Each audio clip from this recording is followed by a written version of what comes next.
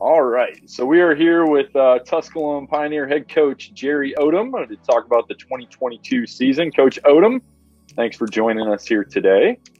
Thank you for having me. So we're just going to start off. I know camp hasn't started yet, but Right. Based on kind of the spring and I'm sure a few summer workouts, how do you think the team is looking heading into 2022? Honestly, I really like this team. Last year was disappointing, obviously coming off, playing as well as we did in the spring. I lost a lot of players off that team for various reasons, but, we had a really good off season. I mean, it's probably the best off season I've had since I've been here. Our kids really understand culturally what we're asking them to do, because I think that slipped to me a little bit at our place, and that's my fault. And I had to make sure that I did whatever I could to get it back.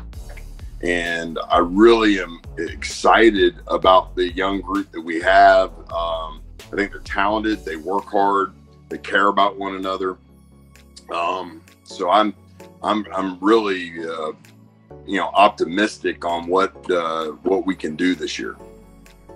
You mentioned culture and just kind of changing it or making sure they understood it. Each team kind of has a motto or kind of a, maybe a saying or a credo that they follow. What is yours going to be as you head into this season, and kind of what did you tell them to get that culture going back in the right direction? Well, I think what we kind of talk about is being uncommon.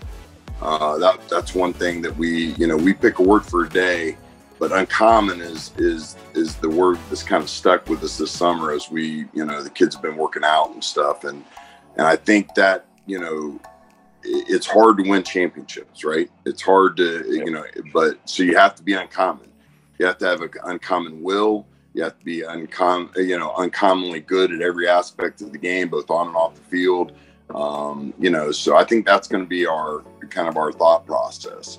And I didn't really tell them anything. It was more about making sure that we were trying to be the best we could be at every way, shape, or form. Treat people like you want to be treated.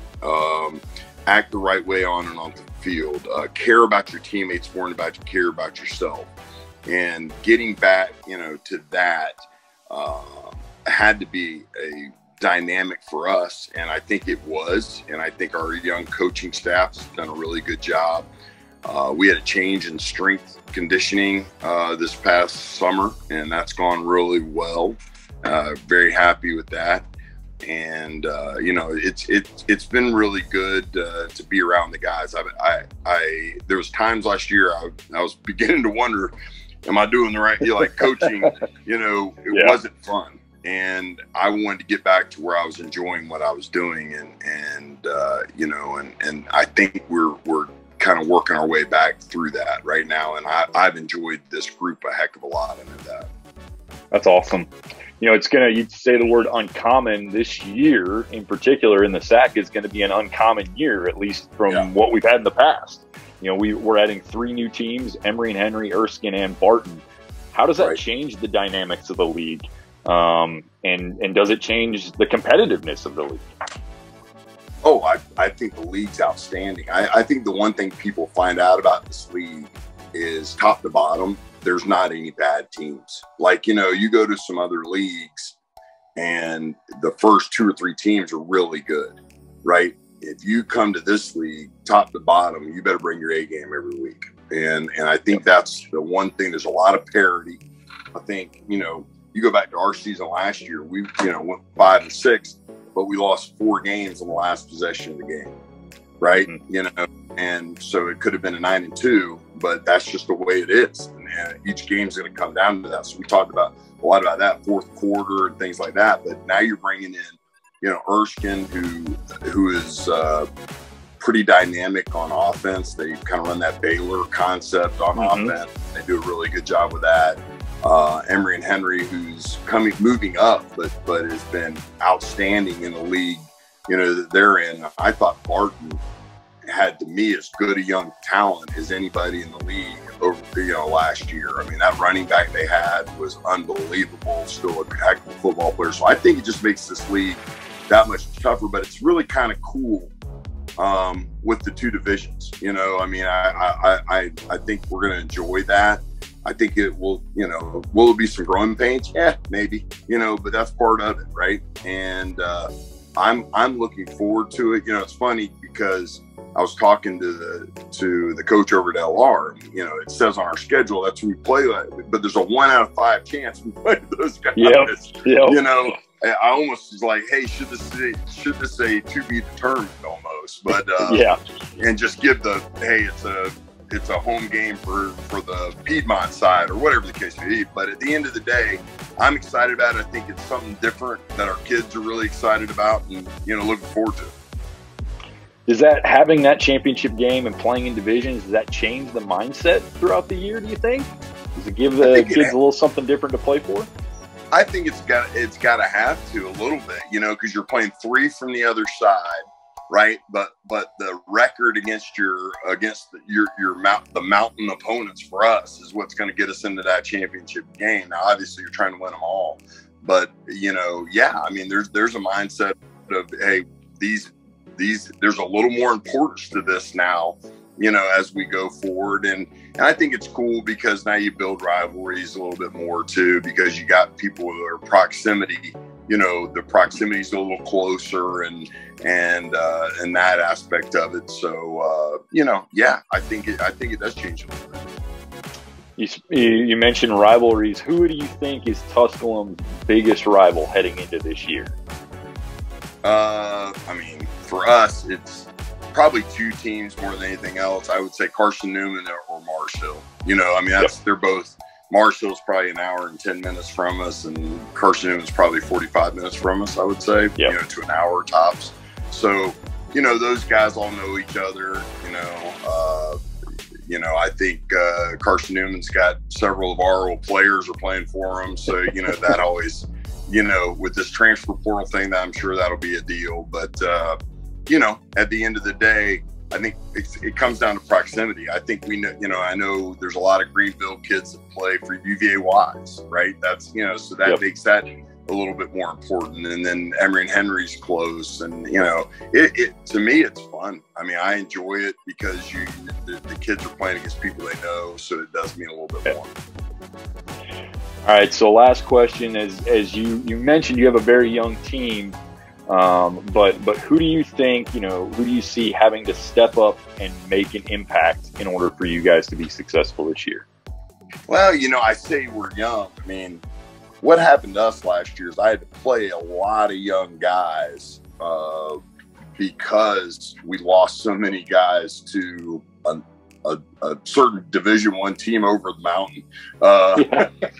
And because of that, we're young, but they've all played. Like Jordan Taylor is only going to be a redshirt sophomore, but he's a heck of a football player, corner for us. Like if you look at our secondary, Jordan Taylor, Tycorian Brown, Montreal Henry, John Smith, Jermaine Witherspoon have all started at least 20 games here, and then we added a kid named Ryan Dolce, who I think is as talented as anybody in the league, was all conference in the conference he came to in Division II as a grad transfer. So the back end for us needed to be better, and I think it will be. And I think the other thing is linebacker play has got to be better for us. Our linebacker play was not up to my standard last year, so we got to be better there. And I think the group that we have in, we've got a good group, and then we brought 3 or 4 transfer guys and signed a couple other guys in. That should strengthen that, I hope. That's the goal.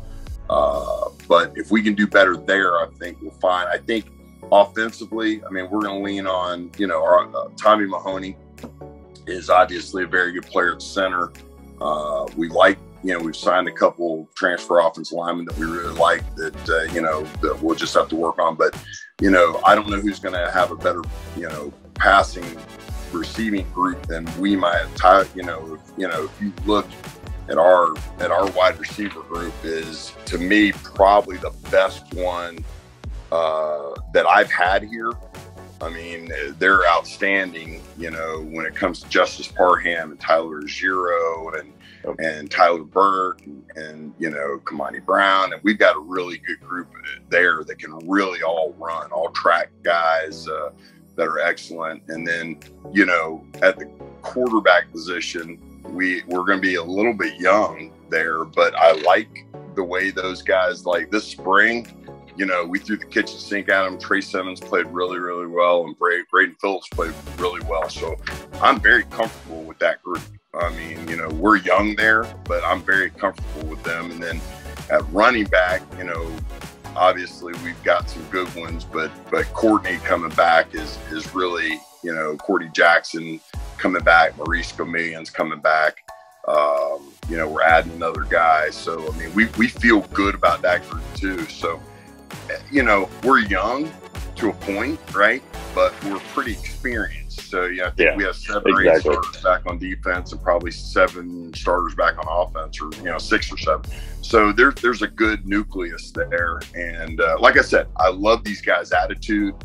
I love how much they care about one another and are seeming trying to build a brotherhood, because I feel like that is something that I had to look at myself in the mirror and make sure that I was getting that part out of my team, you know, and hopefully we've done a better job of that this year. That's awesome. Sounds like you guys have got a really good group, and it'll be a fun year to watch them. Talking with Coach Odom over at Tusculum. Coach, thanks for taking the time with us here today. Season starts in just a couple weeks. You got camp starting next week? The 6th week for after. us. Yeah, they report 6th. Yeah, because our first camp's the 1st. So yeah, that's right. So we got a couple weeks. Camp will be up and running. But thanks again for talking with us, and have a great year. Thank you. I appreciate you.